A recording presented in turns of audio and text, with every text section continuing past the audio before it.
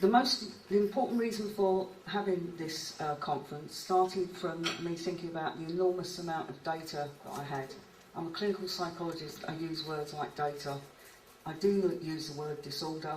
I do apologise to people that I use that word, but I try and say why I use that word, because I'm a clinician and I need to be believed by people who invariably often don't want to believe. So I wanted to share this data with people. Why? I wanted to add support to theories, hypotheses and ideas that might be out there. I also wanted to refute some of the ideas, and Luke's actually, although we didn't share presentations, thankfully Luke and I have got a lot of similarity in our presentations. This data comes from 443 people. I've seen a lot more than that in my career, which started back in the 70s. So I'm trying to speak not from my perspective, but what I've heard people tell me. This is the gender breakdown of people in Cheshire. So you'll hear a lot about prevalence rates. So in the population, how many people are there with autism? And people often, in the beginning, although actually very interestingly, Hans Asperger's original paper actually did have girls, which seems to have got forgotten since his original work. But this is a breakdown that we've got. So 128 males to 58 females. Maybe someone in the audience who can immediately tell me what percentage that is. Is there? About 30. Thanks very much. Okay. Now, interestingly, I did a piece of work for North Wales where they were children, CAMS, Child and Adolescent Mental Health Service, when they wanted to get their waiting list down. And I had hoped to see a lot more girls, because I was hoping people would be picking up the girls, but sadly it's less than the adults. So I don't think we've moved further forward. This, interestingly, is when people pay to come and see me privately. So these are people who come in because they want to be there, they're self-funded, and you can see the breakdown is nearly 1-to-1. All sorts of hypotheses as to why that might be the case. I suspect it's because the women have finally said, I've had enough, I'm going to get this diagnosed myself. So we've still not got that right. Lots of people say, is it about problems in pregnancy? In each of these slides, red means yes, no, green means no, and the blue means either we don't know, the person can't remember. So pregnancy problems, it doesn't seem to be a huge factor. This is something we've just started to introduce. I've been seeing some quite young children recently, and we started to notice a pattern that there was emergency Caesareans. Very little data on this at the moment, so please don't take this as anything other than an interest at the moment. So we're going to monitor that. Only about a month's worth of data. Yeah, it's only about a month's worth of data, and I think it relates more to very young children now. So if we think about in the past, maybe emergent Caesareans weren't done. Are there any midwives in the audience or nurses who could? Else, you're a nurse. She says generalising. Okay. Problems at birth. Again, it doesn't seem to be that there's an unusual reporting of that. Prematurity. That seems to be a bit of a current theory.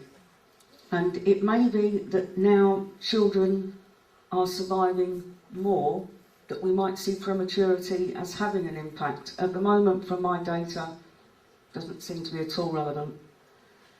This is people's self-report. Would you describe the baby as placid? Again, not much in there. Difficult to soothe. Not much there. This is the thing that people like myself really love.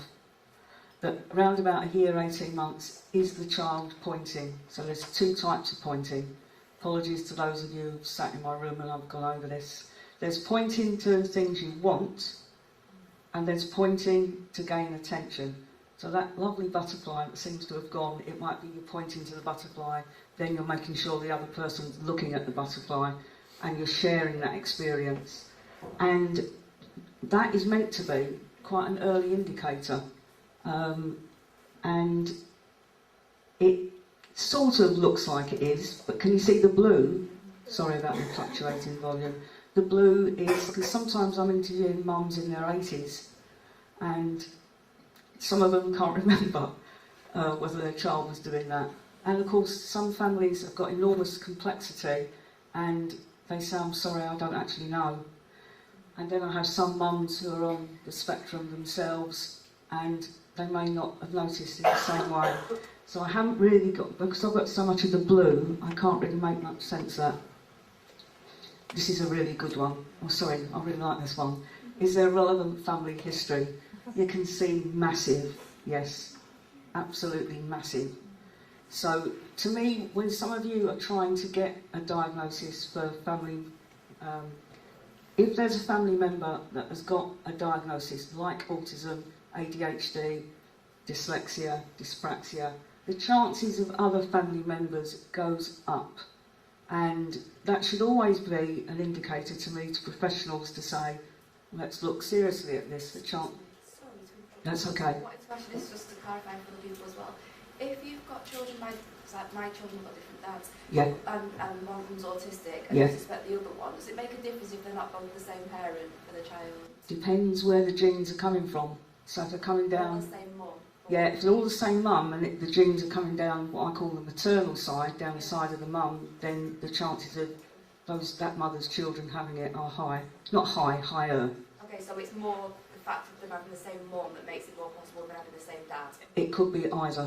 Right. And then, of course, if you've got two people who've both got neuro complexity, then the chances of going addition. Right, okay, thank you. No, it's a pleasure.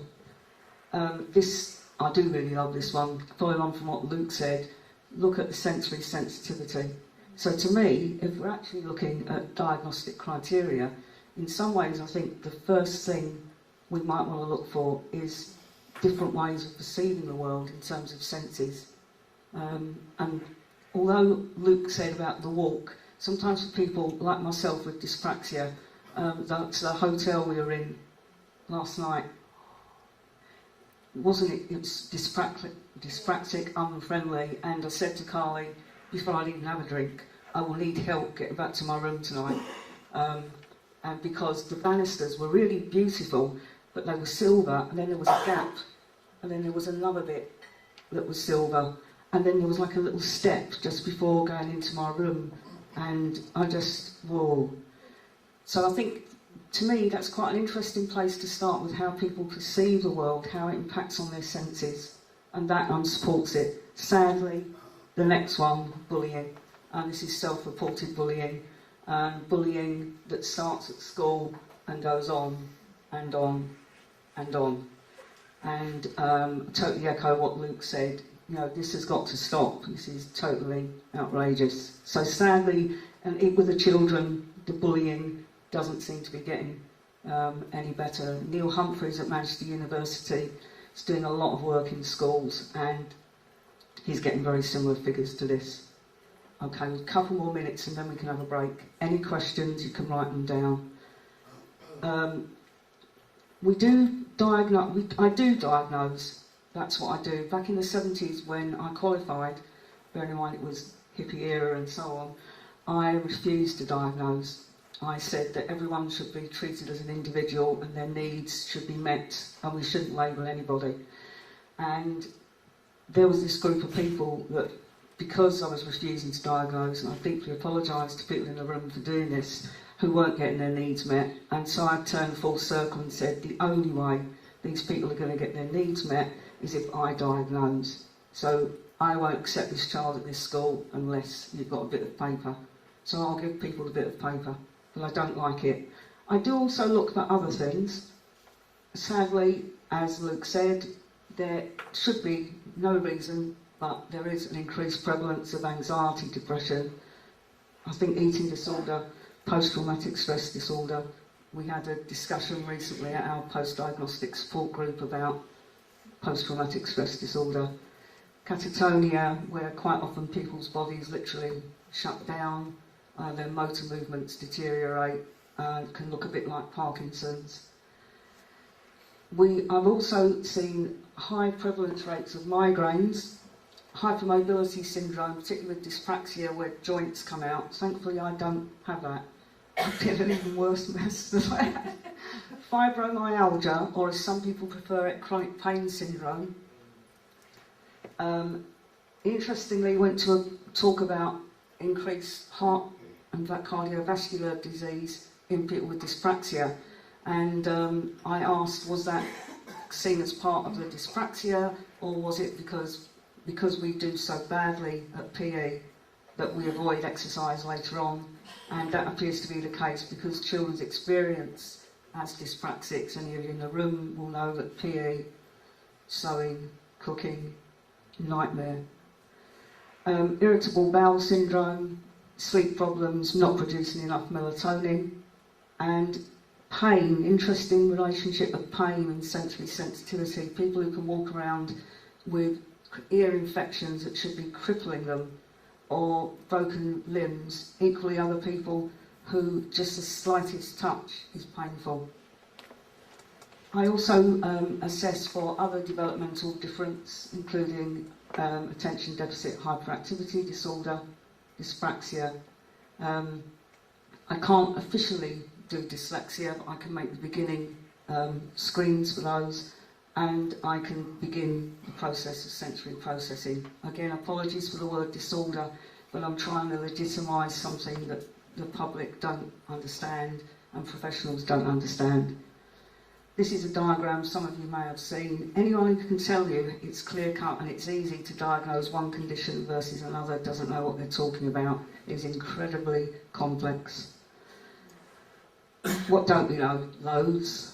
In particular, we don't know about autism and maturity. The majority of research is on under fives, and if you think about when I qualified, people with Down syndrome, this diagnostic criteria, it said as part of the diagnostic criteria that they did not live beyond the age of 40. Now, we now know that's because people with Down syndrome had heart problems that weren't detected. They have problems with their spine, which means they're extremely vulnerable if that isn't picked up right at the base, if you think about the brain and the cerebellum. So actually, that was part of the diagnostic criteria. We now know that is not the case. So what don't we know about autism? Professor Francesca Happy is doing 2 research projects. Perhaps if the PhD student appears this afternoon, we can get her to talk about those. If we want details, it's on our website. Okay, I'm suggesting now, let's go and get tea, coffee, water, whatever we need. If at all possible, can you come back for midday? I know it's only 20 minutes. If we aim for midday, we'll probably start about 5 past. Thank you very much.